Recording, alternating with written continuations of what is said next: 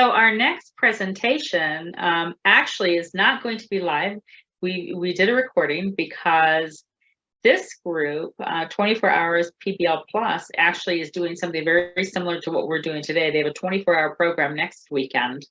And we were in the midst of preparing for ours. They were preparing for theirs. So we just decided to videotape our conversation that we had, I think, just yesterday, and turned it into the presentation for both programs. So I hope you enjoy this. And then if you have any questions at the end, Crystal, then I'd be happy to answer for you.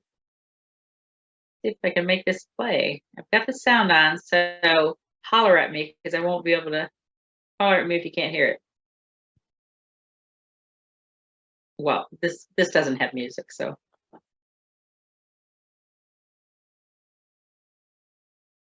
Well, I'm so glad that we all have come together.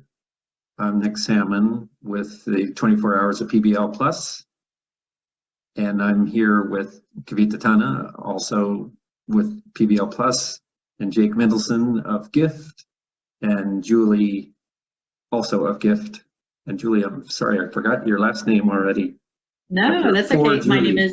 My name is Juli Shively, and I'm the founder of Innovation World and the co-founder of the Global Innovation Field Trip. And that other guy up there, Jake Mendelssohn, is the other co-founder of the Global Innovation Field Trip, which we call GIFT. So thanks for meeting with us today and inviting us to be part of this great recording. And I look forward to hearing more about your program, and then we can share some about our program. Well, I think maybe we'll start, Kavita, since you're the connector of us all, why don't you start? Thank you so much. So yes, Julie and I actually met through a social media platform. We met through LinkedIn, and what had attracted me to Julia, other than her beautiful smiling face on her profile picture, was this sense that, you know, we're both out in the world wanting to lift up the stories of young people doing amazing things in the world, and so really that's what both of our programs are about at their core, at their essence. But it was really to sort of see, okay, how are we doing that? When are we doing that? You know, and what is the impact of doing that work as well? So Nick is someone that is very dedicated to this work, to the extent that when 24 Hours PBL Plus was first hosted in 2020, he actually stayed up for the full 24 hours, which I just think is a human miracle. So you know, the story of 24 Hours PBL Plus really began in the pandemic, where there was a sense that, you know, there was a need to provide some inspiring stories at a time when the world was feeling quite in shock, I would say, you know, with what had just happened, because the main shutdowns happened everywhere in the world around March 2020, and it was always intended that 24 Hours PBL Plus would be on Earth Day around April. So so it's just really, really great that, you know, we've been able to continue this endeavor and find more and more countries, schools, organizations to participate in this 24-hour program. So Nick, I wonder if you could share a little bit more about what we do in those 24 hours. Yeah, well, what we do and what we started doing are different. The first year was a blend of the voices of young people and of educators and other community partners. And over time, we found it actually a little bit harder to have more young people's voices. So this year, Kavita and I spearheaded an effort to say, what if young people were engaged in the actual planning and all the details of this experience? And so they've been the ones helping to recruit the different participants and to help people share their stories. And at the core of it is, what is it that you want to share? How might that inspire other people in the world to then come and connect with you? And in that very first year, we had young people in Colombia, Montana, and Baltimore all working on water projects in each of their communities. And that was one of our featured hours, was for all of these young people discovering that they had a common story to tell, though their communities were dramatically different than each other. And that ideally is what will come of our upcoming 24 hours this year on Earth Day will be that, again, that people will have these stories that really spark and inspire others, and that they'll begin to see connections between the work that they're doing. We have a friend in Sardinia who has developed a program through Hoopla Education, that's the name of her organization, and one of the projects that she does is around bees. Well, it turns out that in our global travels that we've encountered bee projects in Australia. There's a bee project in Bali that we'll feature. I suspect that we could find bee projects in almost any community in the world. And so again, rather than learning in isolation, being inspired to connect with people elsewhere becomes a kind of a feature of our time together. And we'll have a few panels along the way. We're going to have a panel of adults talking about artificial intelligence. We're going to have a panel of young people who are going to talk about social justice. And then the third panel is a hybrid panel that's going to focus on climate change. And I may have those backwards. So many things are in flux. I never know exactly whether we have it all going. And the fact that the two of you do this 4 times a year is mind-boggling to me when I think of all the details that we're trying to pull together.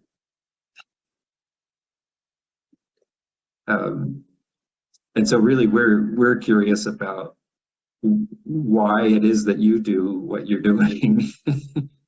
And I have a question for you before we move on to us is how do people reach out to you directly if they want to connect with you, if they want to be part of it all, if they want to be on a panel, if they want to help you or donate money to your cause? What's the best way to get a hold of 24-hour PBL Plus? So we have minimal exposure in the world. We have an active email account that's called 24hours PBL Plus at gmail.com, I believe. And we can provide those details for you. And we have a landing page that is our host, which is Revolution in Education Congress in Colombia. And that's the place that if you go to Revolution Education Congress, you'll discover us there as well. Though this is our 4th time of doing it, we still are sorting out all of that global presence along the way.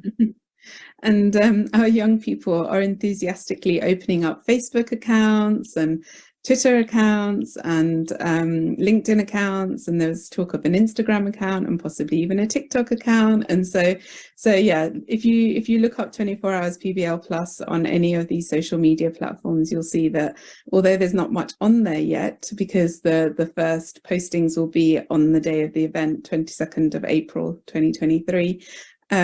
They will be active from then on. And so the intention from the young people is that we want to create 3 posts per segment from our 24 Hours PBL Plus event. And so what we're hoping to do then is to actually showcase an inspiring idea from the particular segment, to showcase the main story, the story of what's being shared, and also to showcase the contact details of the people that are actually sharing their projects with us. So that way we're hoping that a community will be built out of the event, because in an ideal world, not only will people connect with each other because they're doing similar projects already, but also because they're like, oh, I want to try that project, like I want to have a go at what you all did.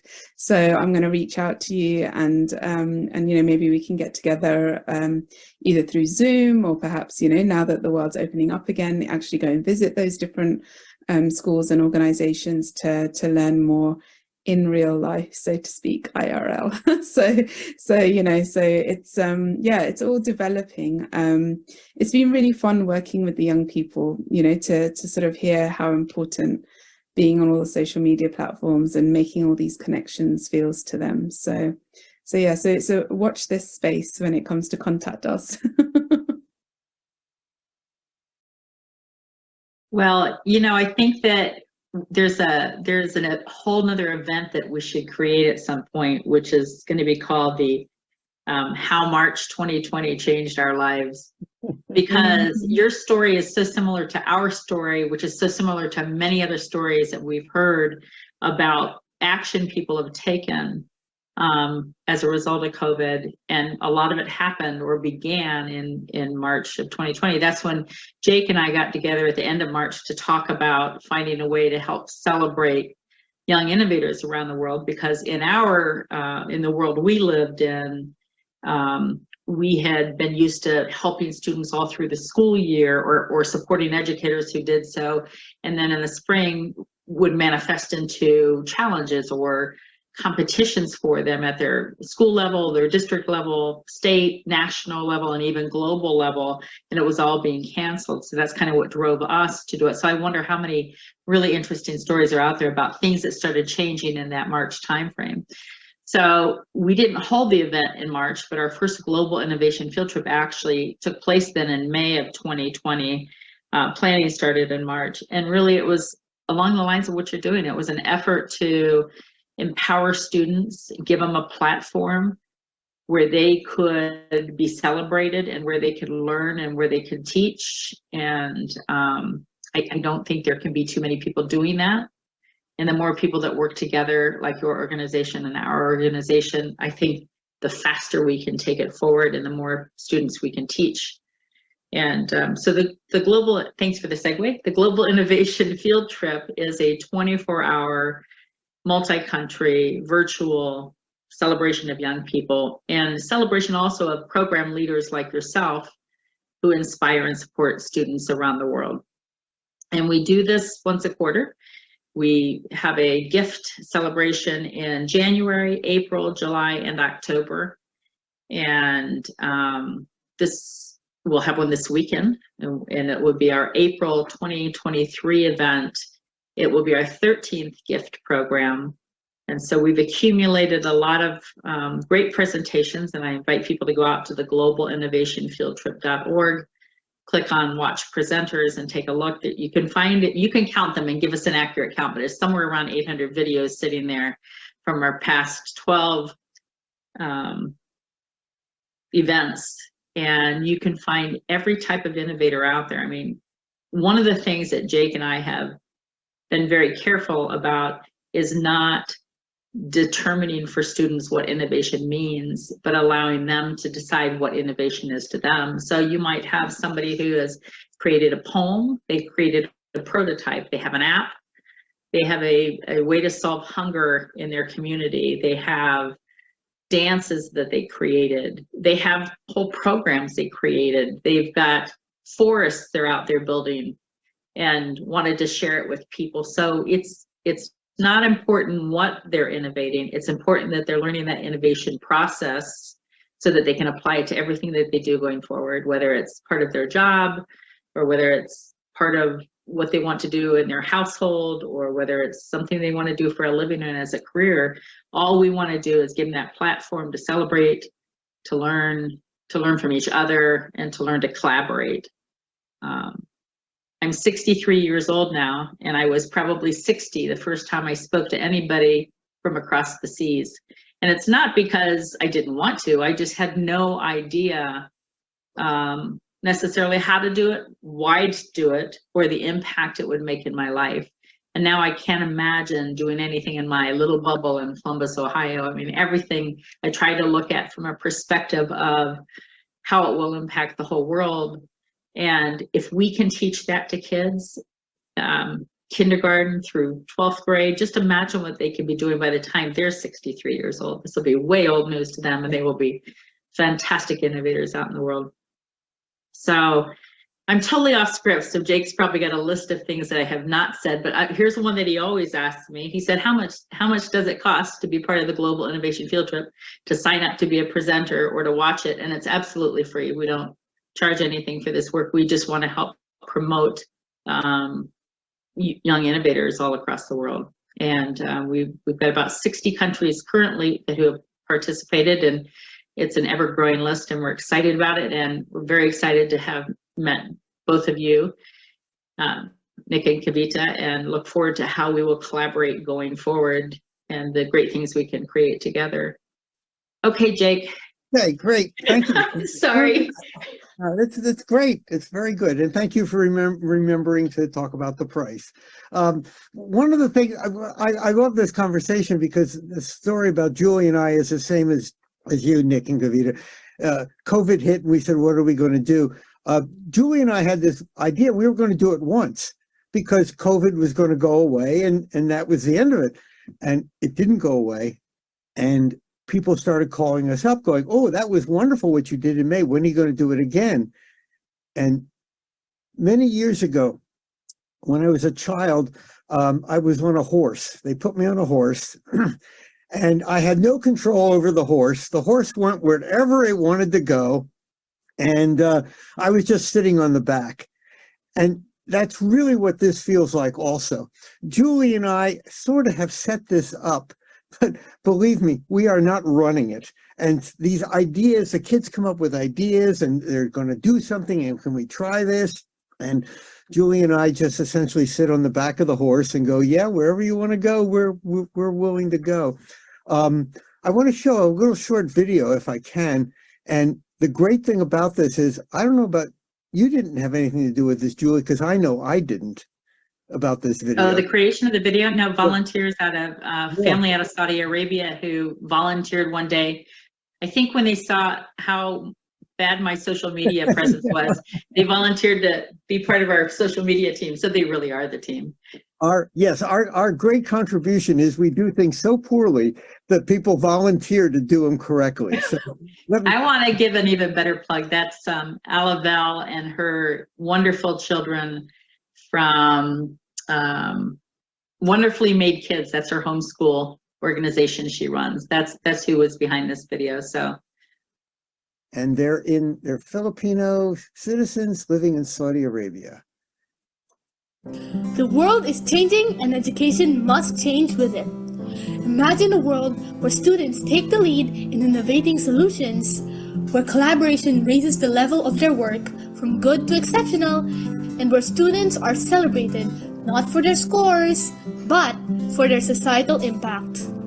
We invite you to be a part of the largest effort to connect and celebrate student innovators from around the globe. The Global Innovation Field Trip, also called GIFT, takes your students beyond the classroom to encourage and inspire cross-border collaboration and world learning. GIFT is the online 24-hour multi-country collaboration celebrating young innovators and those who educate, inspire, and sponsor innovation. Through GIFT, students are invited to present their stories of innovation at this prestigious event to their contemporaries, educators, and program leaders across the world, building their self-esteem, confidence, and skill in verbal communication. Students are not only celebrated for their innovative achievements, but they are also afforded the unique opportunity to look at the world beyond their home communities as they observe presentations from other students from distant countries and cultures. As an innovative online, open, and inclusive platform, GIFT enables students from every corner of our world to participate. Ideas, apps, inventions, innovative programming, social good, and innovation education. 11 global events, 760 free presentations, 1,161 presenters, 56 countries and growing. There exists no age, gender, race, or geographic border defining who can become an innovator. Global Innovation Field Trip, celebrating young innovators worldwide.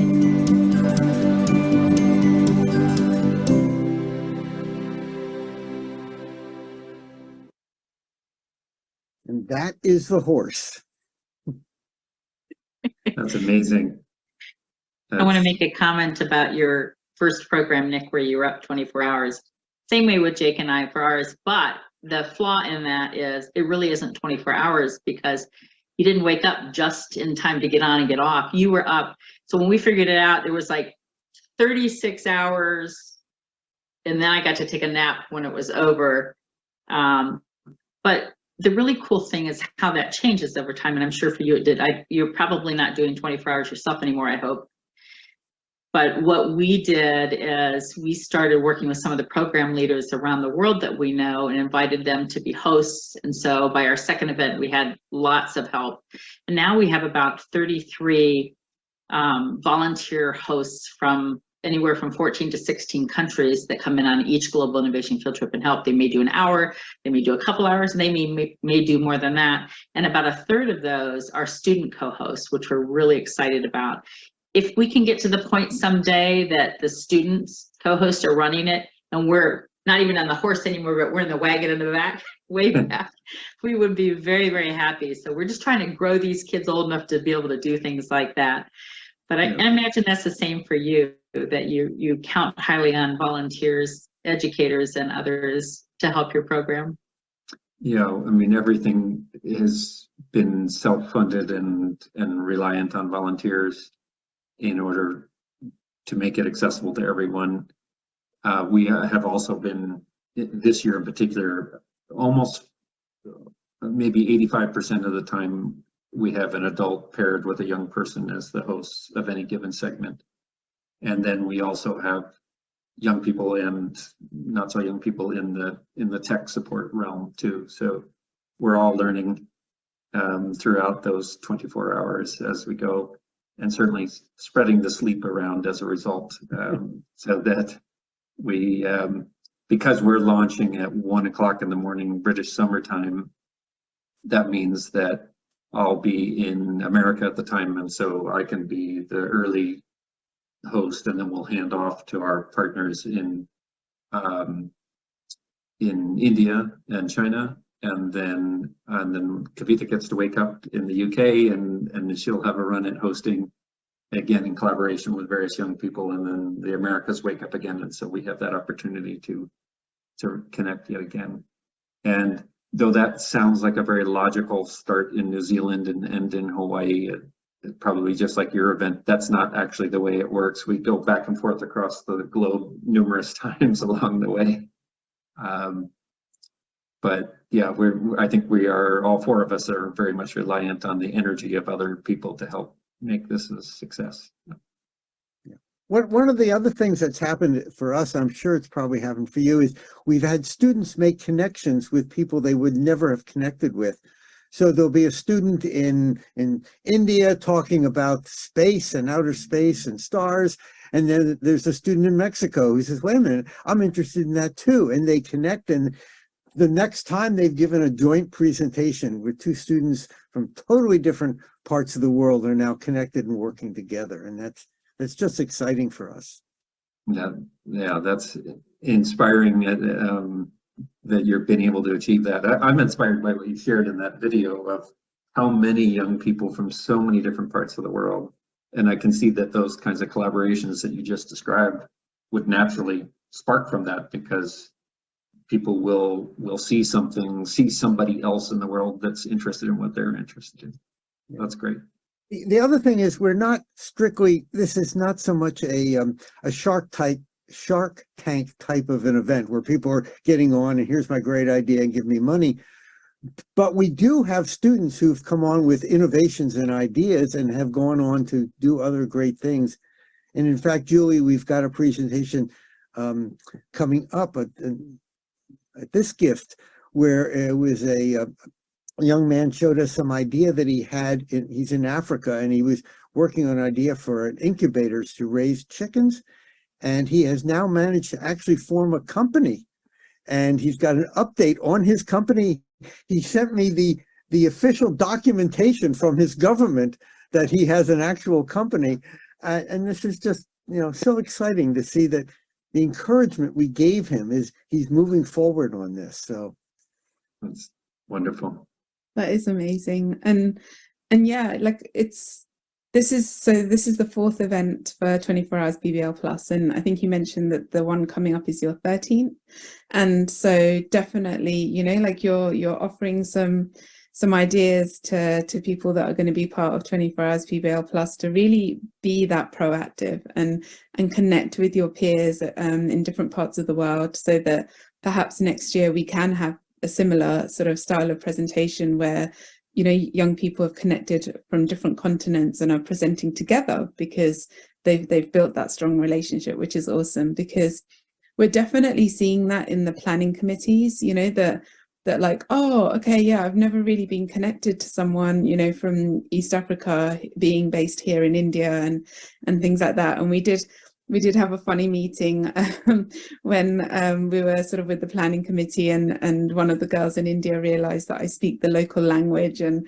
you know, so all of these fun connections are being made, you know, across generations, across, you know, continents and all of that kind of thing. And also, you know, as you said, that idea that we don't necessarily have to be, you know, a fully fledged business or a fully fledged product or anything like that to be part of the events like this. You know, it can just be the early stages of an innovation for gift, and it can just be, you know, we're in the planning stages of a project that we're thinking about doing for 24 Hours PBL Plus. So, you know, even some of the adult presentations are about new ideas that the adults have been having and are now starting to experiment with young people, but wanted to let the world know that, oh, you know, this particular woman that I'm thinking of got really excited about bees, and now she's, you know, found a school in her local area that's willing to sort of experiment with her, and she just wants to share that with the world. And then maybe people will reach out to her in other parts of the world and say, yeah, like, you know, we'd like to know how to start it. And since you're at the starting stages, it doesn't feel so scary and overwhelming for us to approach you and you know, ask you, like, how did you get started, and how are you finding it, and what are you learning, and things like that. So yeah, so you've really shared some great ideas, and the video was really fantastic. I'm kind of like, maybe that's going to be our first collaboration. Will your social media team help us make a video like that? Because that was awesome. Well, you know, I'd like to just give a little recommendation to some of the adults who are watching this, and I'm sure there are quite a few, and they might be thinking, wow, this is great. You know, I'm just going to sit back and watch these young people. But the truth is, somebody taught Isaac Newton that 2 + 2 = 4. Okay, somebody somewhere back in his early childhood taught him very basic arithmetic, and then he went on and did wonderful things from that. And that's really what I look at as our role. Okay, we are not doing these great things that the students are doing. We may not even understand them, but we are helping them. We are teaching them some of the basics and giving them a platform, and they will go off and do great things. So any adult who is out there who has won a Nobel Prize, okay, that's wonderful for you. But for the rest of us who have not won Nobel Prizes, this is our opportunity to help the next generation of Nobel Prize winners and wonderful innovators and people who are going to be creating the future. So the world may not know our names, but these students will know who we are, and they will thank us for helping them and giving them this opportunity. So here's our opportunity. Let's teach the next level of Newtons.